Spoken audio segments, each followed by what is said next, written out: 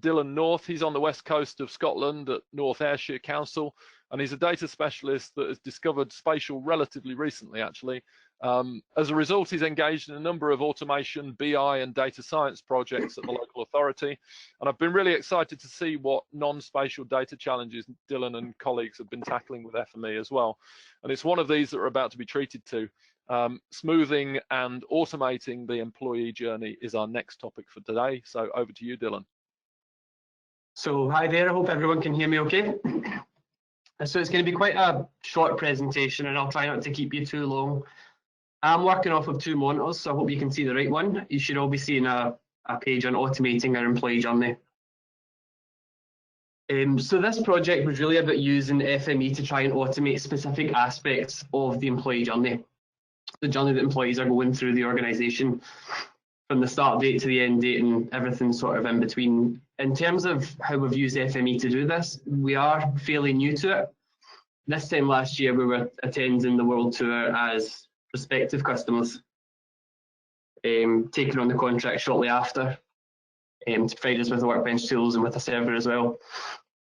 So to get started, I just want to clarify what I mean when I'm talking about the employee journey.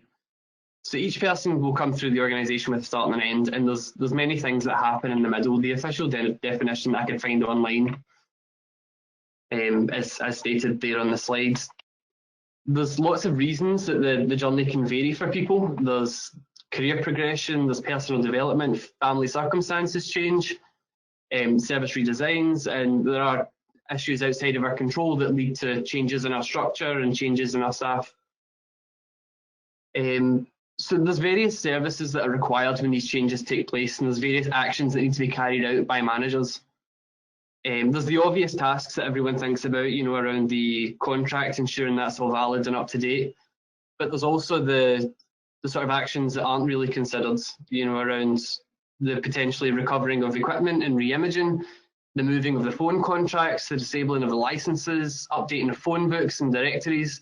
There's all these different steps that need to take place for the change to be fully implemented. But regardless of what the changes are and why they're taking place, they all pass through HR. HR's at the core of it all, and they are the central service for processing these changes and understanding exactly what's happening. So if HR's got it all sorted and they're central to it, then why automate? As I've already sort of alluded to, it's more about everyone else that needs to know and what kind of value you can get from these interactions and from this data. So they are central to the process as they're changing the contracts and everything. So HR will be included throughout the entire recruitment process, and they'll understand what change is occurring better than anyone, and they'll be recording that as such into their systems. So in terms of the list of tasks as it starts to grow, there's the automatic updating of all the systems. So I'm sure if you think about your own organisation and think where you sit within that and all of the applications that you have access to, there are going to be some gaps, you know, disconnected systems that need manually updated for job titles, and they need licenses removed and similar sort of actions to what I've previously mentioned. So there's lots of questions that you'll ask yourself as the manager or as the colleague or as the new manager. And these questions can quite often be answered just with the data alone. There's no need to have that interaction, to fill out that form, to contact that department. So there's ways in which we can sort of maximise the opportunities from this. So we look at this project very much from the aspect of data triggers. What changes in our HR records that signifies that there's an action that we need to carry out, essentially. So the process begins by identifying all of these instances, which we've defined as triggers. That's done by using a SQL query onto our HR system that's facilitated through an FME workbench, as well as a PowerShell query, which also is part of an FME workbench. The data is then pulled in and sort of mashed together. I'll show you what that looks like in the next slide.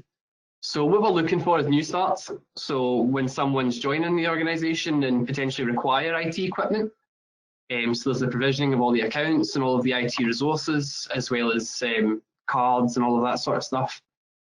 You've got your leavers, so people with an employment contract that's terminated, at which point you also need to make sure your security is up to date, there's no inappropriate access to systems that's still granted, and that you've maximised on the opportunity, all the resource that frees up in terms of the equipment and the licensing. So you've got the movers as well, which again can happen for multiple reasons throughout the organisation.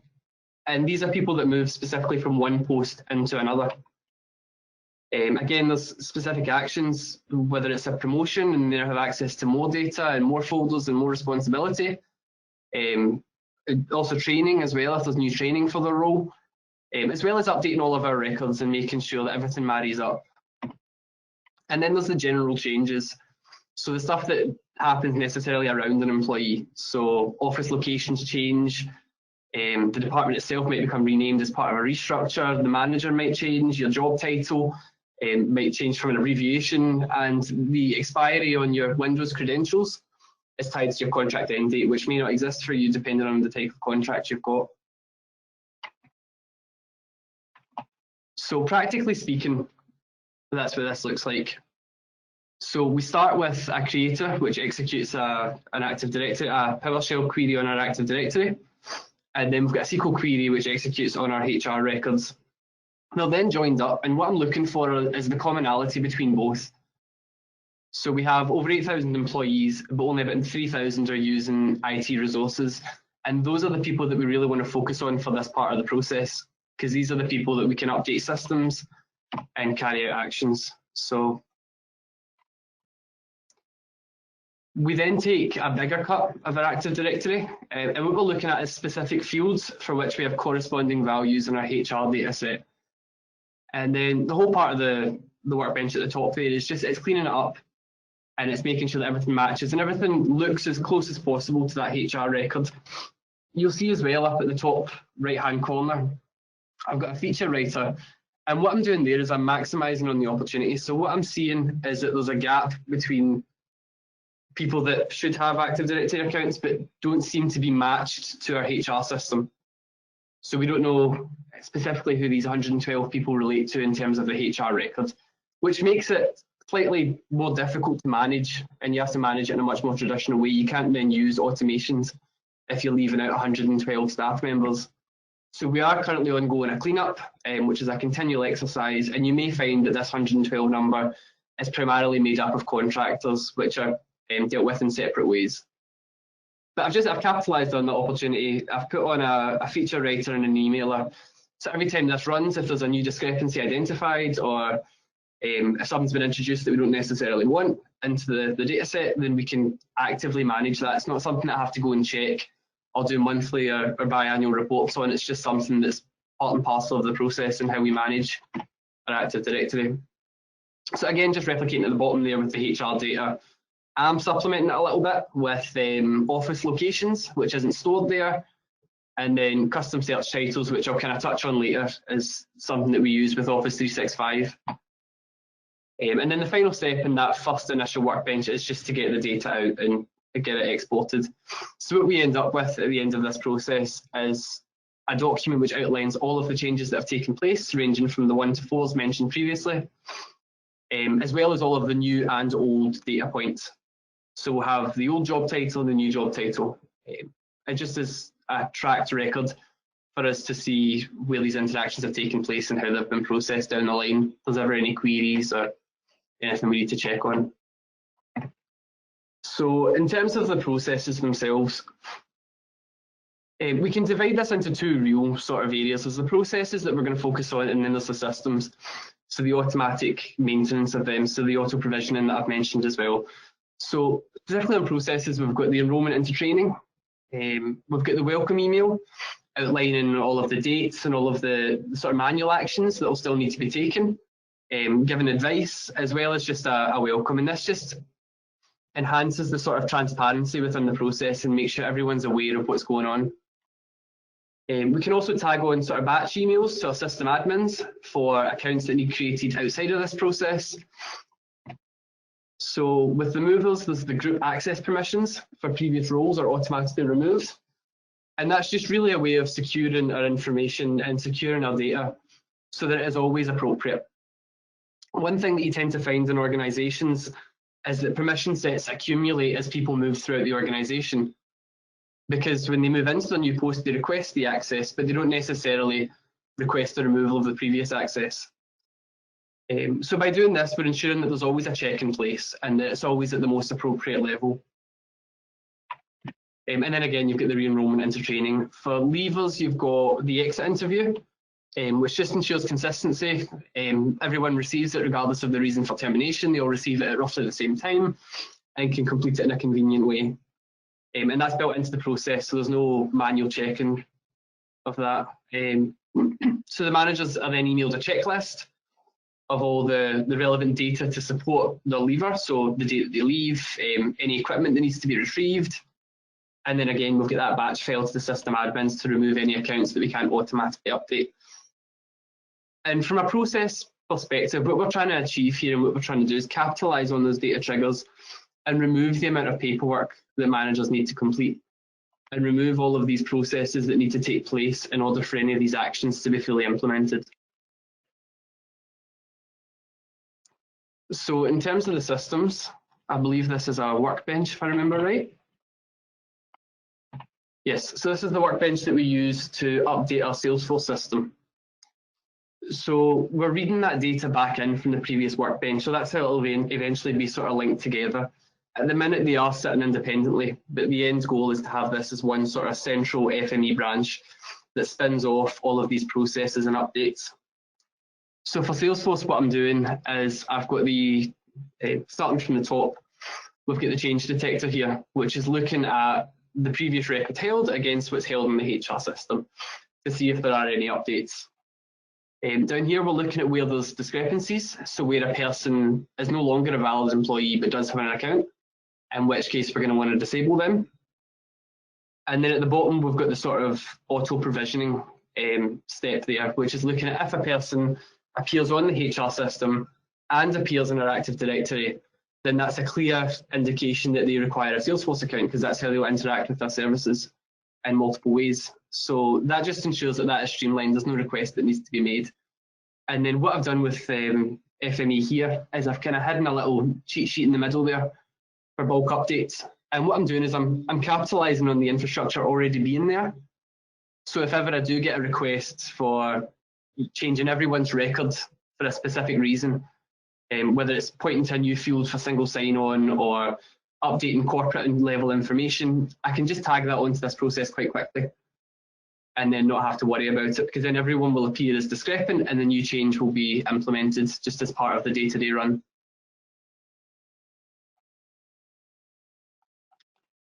So for Office 365, there's several benefits that we get from this process that's derived from the automatic updating that we do through the PowerShell.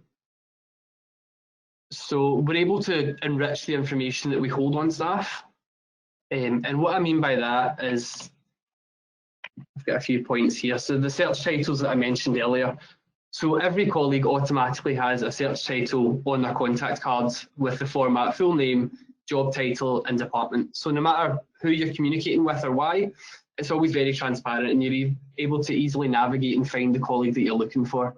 It's also maintained automatically, which means as you move through the organisation, your new job title is automatically put in place and your new department is put in place as well, just providing clarity and helping to redirect any sort of wrongfully pointed queries. So the corporate structure is maintained by the schema delegation in the HR system. And what I mean by that is all of your direct reports and reportees are inherent in the Active Directory account, which feeds up into Office 365. So as an example there for me, under my contact information, it's got my job title, it's got my service, it's got the office I'm based in. There's a picture that I've kind of put in from my LinkedIn profile. And then you can see my structure. So you can click on the tab above and you'll be clicking on my manager's profile and you can read that. Likewise, you can keep going up until you reach the chief executive of the organisation. And that just makes it so much easier to find teams and navigate. So then there's the more serious sort of benefits around security. So with accounts expiring, we reduce the potential for that being breached. With the group access being removed, so that's again got security implications. And with the accounts all being linked to a HR record, there's a much higher level of accountability. We know for certain which individual is using what applications on what devices. And then with the licensing as well, that just allows us for better license management.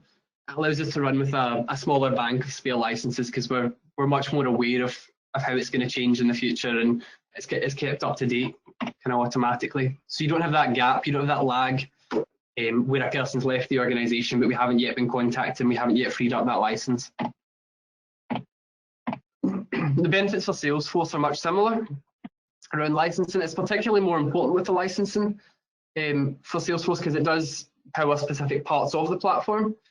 So for instance, in one of the Salesforce objects, if you're a member of IT staff, you need a different license, and that's so that you're able to respond to queries and not just submit them, whereas the rest of the organisation who have IT resources only need to be able to submit. So by automatically using your HR record to assign that license, we're sort of able to take care of that. And then the auto provisioning, which I've covered already.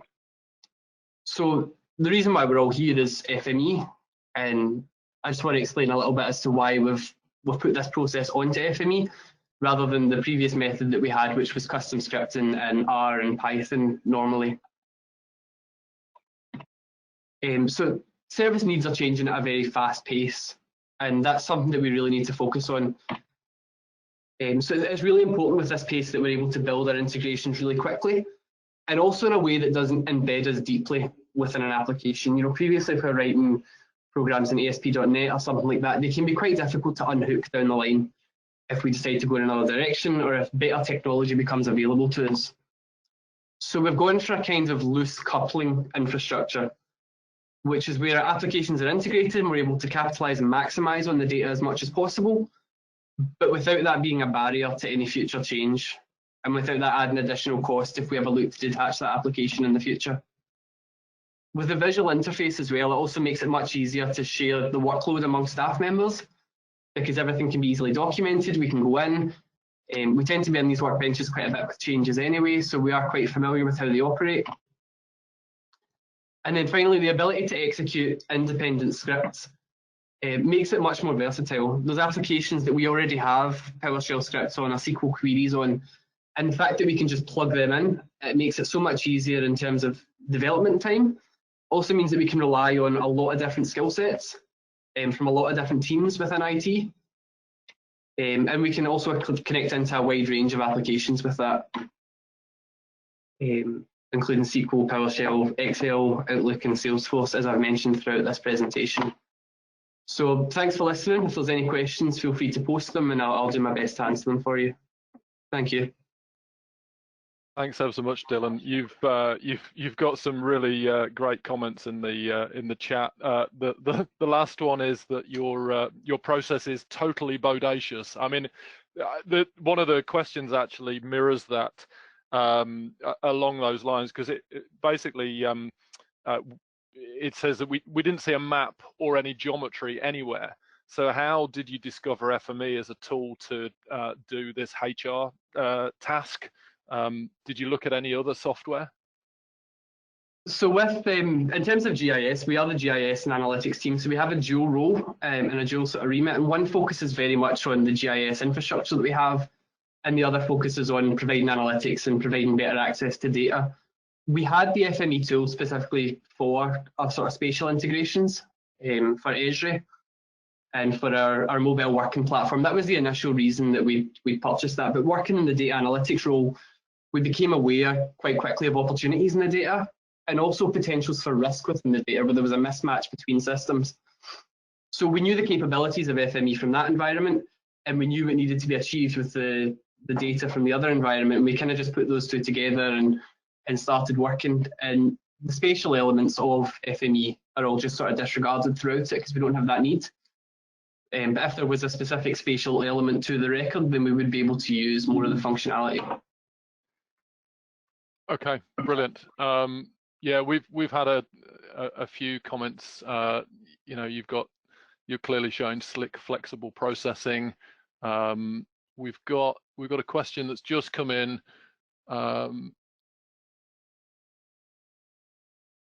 So your AD setup, is it complicated? There's some organisations have got really involved AD groups. How did you find navigating Active Directory?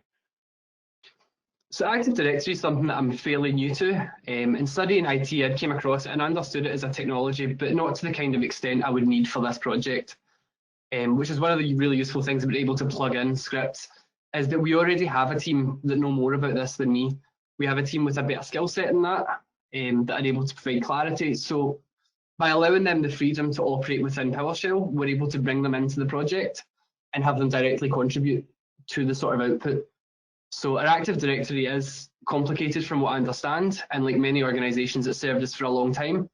And there are historical records in there, there's data from previous services, and all of these sort of circumstances. And it does become slightly out of line with the rest of your architecture and the rest of your applications. So we've really just kind of found that team sort of really important to the process and having them involved. Great. Okay. Well, that's really helpful, Dylan. Thank you very much for sharing your presentation with us. Really appreciate it. Thank you. Thanks.